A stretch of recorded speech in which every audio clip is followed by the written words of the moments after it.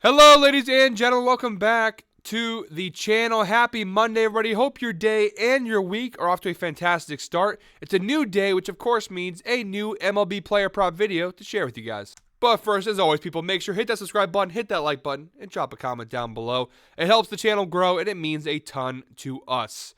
Apologies, I know towards the end of last week, towards the weekend, I didn't post a couple of videos. I've been sick for the past few days. I am starting to feel a bit better today. I can finally speak. I can finally have my voice back. Still a little nasally and whatnot, but feeling a lot better. So apologies for no videos over the weekend for MLB, but I was trying to rest up to get better so that for this week, I'm ready to go. But we got a new day. We got 5 picks for today's MLB slate. No time to waste, guys. Let's dive right in. We are going to jump right into the Outlier screen, guys. Shout out to Outlier. They're the best sports betting tool on the market, and they're the sponsor of every player prop video here on the channel. There is a special link down below in our description. You get a 7-day free trial when you check it out for yourself. There's no cost to you guys. You can try it for 7 days. If you don't like it, you go ahead and cancel. No cost to you whatsoever. But I guarantee you guys you will like it. You will enjoy it. And it will make you a better sports bettor. So give it a shot. Try it out. Again, use our special link down below and get a 7-day free trial to check Outlier out for yourself. All right, guys, for the first of 5 props from today's slate, we actually have 2 props coming from this game. We've got the Rockies-Twins game, 7:40 p.m. first pitch. Our first prop, we're going Byron Buxton here, under 1.5 hits, runs, RBIs. Now, we're getting this from -110 on DraftKings, but if it is also available on BetMGM, Prize Picks, and on Underdog for varying odds, but they're all pretty close in similarity. And look, guys, from -110, the data is pretty good. 9 of his last 10 games, Byron Buxton has cashed this under, averaging 0.6 HRRs per game. The only time over his last 10 games he's actually cashed the over was on June 7th, a few days ago versus the Pirates. He had 2 hits, no runs, and no RBIs in what was a 3-0 win for Pittsburgh. If we go ahead and stretch the data out to the last 20 games here for Buxton, you'll see 15 of his last 20 games he's cashed the under. That's a 75% hit rate, an average of 1.25 HRRs per game. That number is a little skewed, though, because you see here on May 21st, he had 2 runs, 2 hits, and 3 RBIs. So that kind of skewed the data a little bit. The moral of the story being here, guys, this is not just a recent trend. This has kind of been the trend all year. And when you look at the total season data, a 61% hit rate on this under, 27 out of 44 games this year he's cashed the under, averaging 1.57 HRRs per game. Again, he's got a couple of really big games in there that kind of skew the data. But for the most part, he's been pretty consistent in cashing this under. And if we go ahead and look down below at the splits, it's one of the most important things to look at when it comes to betting baseball props. We look pretty good here. Byron Buxton's hitting .223 on the year, but versus right-handed pitchers like Dakota Hudson, he's batting .216. The numbers do drop, not significantly, but they do have a little bit of a drop there. And looking at Dakota Hudson, his numbers versus right-handed batters are a significant increase versus his overall numbers. A 5.25 ERA on the year that increases, or in this case decreases, to 3.74 ERA, which is really good for us. His batting average allowed drops from 255 to 228. You look at the total hits allowed in 144 batters faced versus right-handed batters, so a pretty good sample size there. Only 29 hits allowed, 0.5 home runs per 9 innings. His OBA drops from 333 to 291. So across the board, really solid data. There is no head-to-head matchup here for Buxton versus Hudson or versus the Rockies in general. So that's all we have to go off of here. But the data looks pretty good overall. I like this. For -110, yeah, I'm willing to take this prop. For a guy who's hitting at a 61% hit rate this year, 90% his last 10 games, 75% his last 20, it's a really good spot. I'm willing to take the risk here. And speaking of Dakota Hudson, we're going to take his prop here under 5.5 hits allowed. We're getting that from -115 on DraftKings. Also available on Caesars, BetMGM, and on Underdog. The odds are pretty close, although you see on Underdog and BetMGM -120 versus on DraftKings, we're going to get for -115. So far this year, 9 out of 12 games a year for Hudson, he's cashed this under. It's a 75% hit rate on the year. He's averaging 5.08 hits allowed. So you see, he's very close in every game. But the moral of the story is that he has cashed the under pretty consistently all year long. Through his last 10 games, 8 of his last 10 games, including 7 consecutive games, he has cashed his under, averaging 5 hits allowed per game. So pretty good data there. And look at the head-to-head data here. The last time he faced off with the Minnesota Twins last season, now he was a member of a different team. He was on the Cardinals at that point, but of course he's a pitcher, so it doesn't really have that much impact, I guess, except for, I guess, the defensive stats. But the moral of the story being that last year when he faced off on August 2nd last season, when he faced off with Minnesota as a member of the Cardinals, he only gave up 2 hits and was a 7-3 win for St. Louis. So pretty solid data. We go on the right side of the screen here for Hudson. He's got a 2-7 record this year with a 5.25 ERA overall. But the hits, he hasn't really been giving up a ton of hits, which is kind of weird. With his ERA is that high, considering that he's not giving up a ton of hits every game.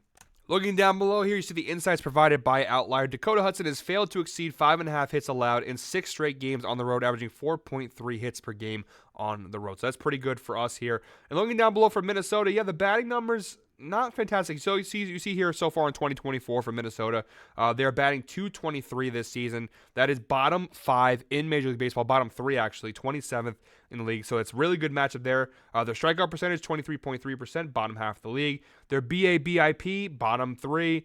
And their hard hitting percentage actually is pretty high.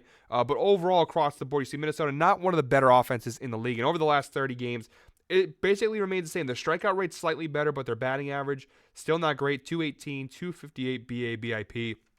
And actually their hard hitting percentage, which is actually top half of the league on this year, over the last 30 games, it's bottom 10. So across the board, Minnesota offensively not really something to be feared. And looking for Dakota Hudson statistic, yes, I know you see a lot of red there for him, which is not fantastic. But again, it's 5.5 hits. He's been covering it mostly all year long. It's a pretty high number against a team that's not been hitting the ball all that well. I don't see him giving up 6 or more hits in this game. So a pretty solid spot here for -115 odds.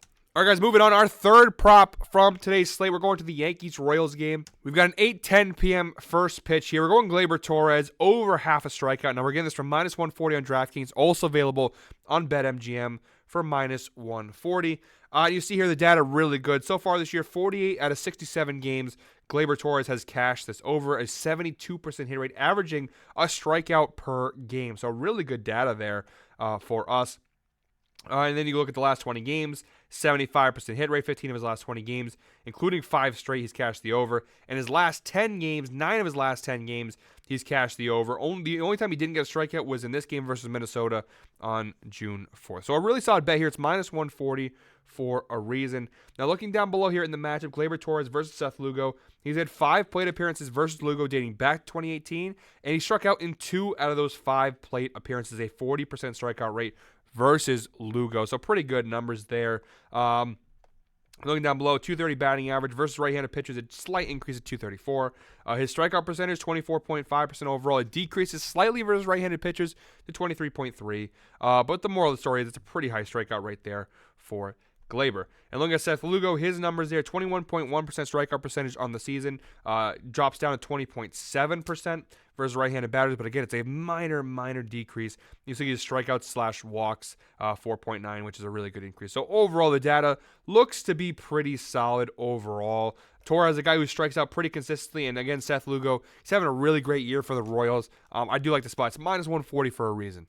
All right, guys, before we jump into the fourth prop of today's slate, we just passed the 8-minute mark in today's video. So go ahead and comment 8 down below if you're still watching. As always, guys, appreciate you guys watching through the entire video. It means a lot. And as always, the link for all of these picks will be down below in the description to go ahead and tail and follow along as always.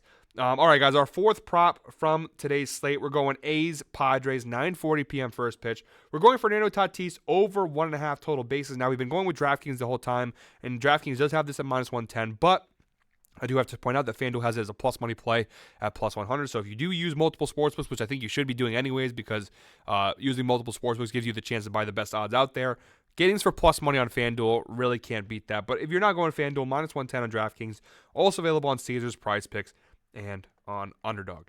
And the data for what is essentially a plus money play on FanDuel, but again, -110 on DraftKings, pretty good data, over 1.5 total bases. He's cashed it in 9 of his last 10 games, including 7 consecutive games. He's cashed the over. He's averaging 3.2 total bases per game over his last 10 games against a 90% hit rate. Then as you go along, as you stretch the data out throughout the year, it's not as impressive. He's been on a little bit of a hot streak of late. You see here a 60% hit rate over his last 20 games, 2.25 total bases per game. And so far in 2024, just a 49% hit rate for Tatis, 34 out of 69 nice games.